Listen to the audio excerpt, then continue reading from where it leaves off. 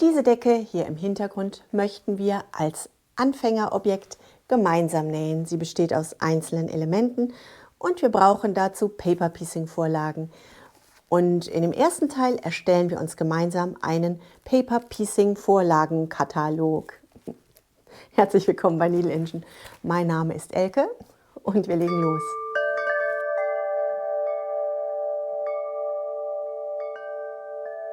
Was ist Paper Piecing? Im Paper Piecing nähen wir Stoffstücke auf Papier. Wir nähen unseren Block genau nach, bis wir den auf Papier dargestellten Block vor uns haben. Unter diesem Video findet ihr zwei Sterndateien. Eine Datei hat zwei fast gleich lang gezogene Sternecken. Die sind 0,5 mm unterschiedlich, damit man sie besser zusammensetzen kann. Der andere Stern hat zwei unterschiedliche Ecken. Hier.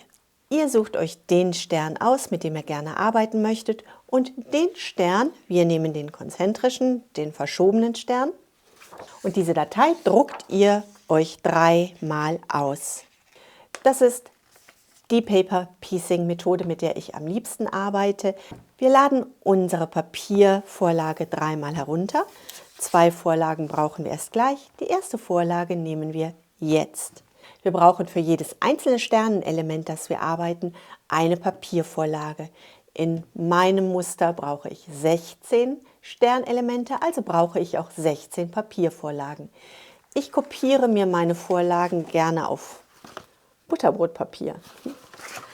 Ist es das beste Papier? Darüber kann man streiten. Es ist auf jeden Fall das Papier, das ich bei jedem Einkauf mit nach Hause nehmen kann. Und damit hat es für mich gewonnen. Ich nehme also mein Butterbrotpapier und ich habe meine Papiervorlage. Und ich lege mir, Moment, rasche, so. Ich lege mir 16 Papierstücke übereinander. Das heißt, ich falte das Ganze zur einen Seite, bisschen großzügig, zur nächsten.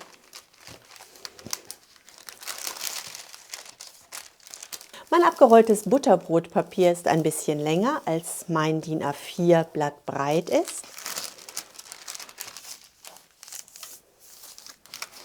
Und das Ganze wiederhole ich 16 Mal. Wenn ich das habe, crunch, crunch, schneide ich einmal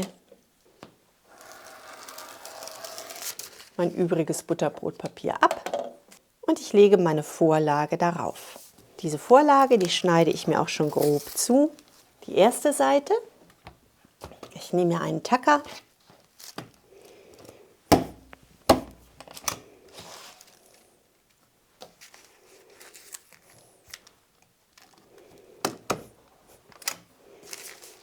Tacker mir die Seiten zusammen und ich schneide die zweite Seite ab. Meine alten Nähklingen, die mir für den Stoff zu stumpf sind, die nehme ich zum Zuschnitt von Papier. Ich tackere das auf der zweiten Seite. Hier kann ich sie mir auch noch abschneiden. So schaut meine getackerte Vorlage aus. Und die nehme ich einmal mit zur Maschine. An meiner Nähmaschine entferne ich das Nähgarn. Ich setze eine 100er Nadel ein. Wenn ihr eine alte 100er Nadel habt, ist die ganz ideal dafür.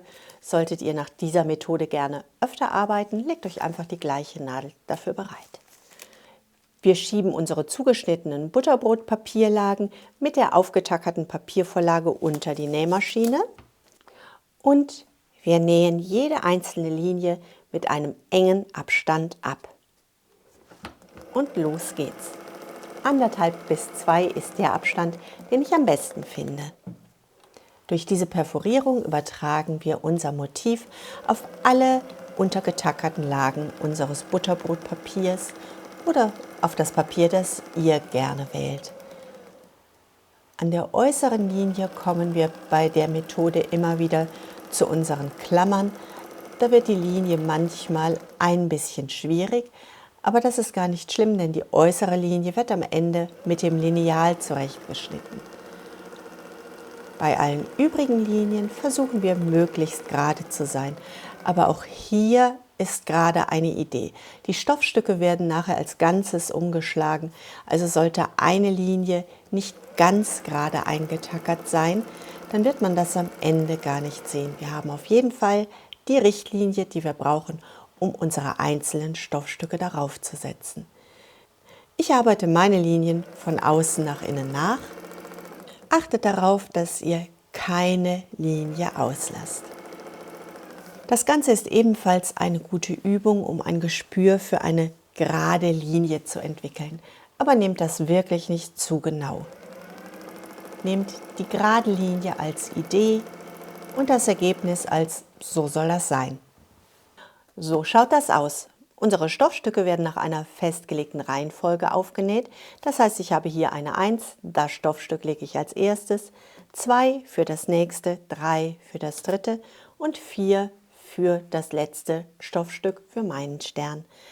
Damit ich später, wenn ich das Ganze umdrehe, sehe ich nichts mehr, damit ich später diese einzelnen Stoffstücke in der richtigen Reihenfolge annähen kann, markiere ich mir das einmal auf meinem Schnitt. Das heißt, eine römische 1 für die 1,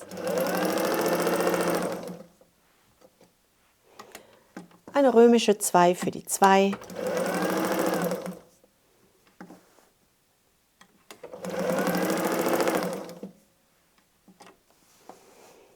eine 3 für die 3 und eine 4 für die 4.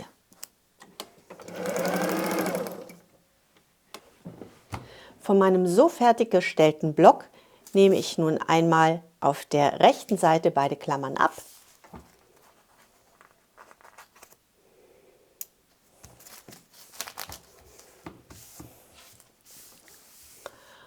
Und hier habe ich jetzt meinen Block mit meinen vorbereiteten Kopiervorlagen.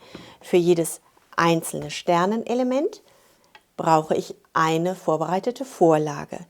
Die ganzen Vorlagen sind getackert und mein Ausdruck liegt oben auf, sodass ich auch, wenn ich meine Arbeit unterbrechen muss, weil der Alltag wieder dazwischen kommt.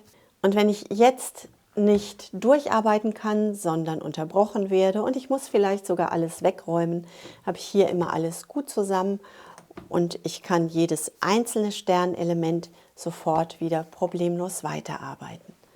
Auf der linken Seite ist das nach wie vor getackert. Ich schlage das alles einmal um. Ich ziehe mir die erste Vorlage. Hoppala, so.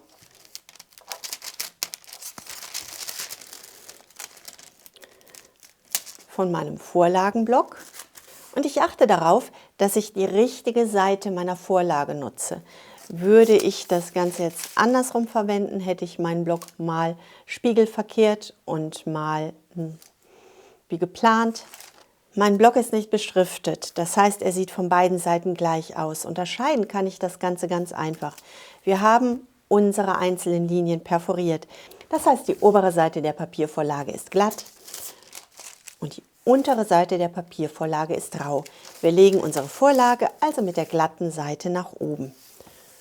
Und jetzt brauchen wir noch Stoff. Unser Vorlagenkatalog ist fertig erstellt und im kommenden Video erarbeiten wir die einzelnen Patches und setzen sie zusammen. Ich wünsche euch eine wunderbare Woche, bleibt gesund und glücklich und denkt daran, was immer auch passiert. Einfach weiter patchen und quilten. Bis zum nächsten Mal. Tschüss!